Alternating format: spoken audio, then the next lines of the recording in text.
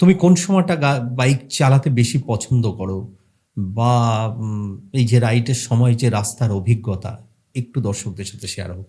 বিষয়টা হচ্ছে এক একজনের বডির সাথে তো এক একটা আবহাওয়া দরকার হয়। অনেকেই মনে করে কোন সময় আমরা বাইক নিয়ে বেরোবো যে কোনো রাইডের জন্য, হয় রাত্রিবেলা নয় সকালবেলা।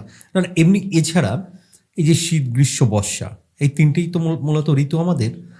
কোন সময়টা বাইক নিয়ে যাওয়ার জন্য উত্তম? তিনটে সময়ই ইচ্ছে হলেই বাইক নিয়ে যাওয়া যায়, তার জন্য যেটা পরিকল্পনাটা লাগবে সেটা তো লাগবেই। মানে বাঙালি তো পায়ের তলায় একদম সরষে। একদম একদম সেরকমই। যেরকম লাদাখ যাওয়ার জন্য একটা সময় থাকে, জানুয়ারি মাসে লাদাখ কেউ যেতে পারবে না, কারণ প্রায় 40 ফুটের একটা বরফ দিয়ে আস্তরণ থাকে, কেউ যেতেই পারবে না।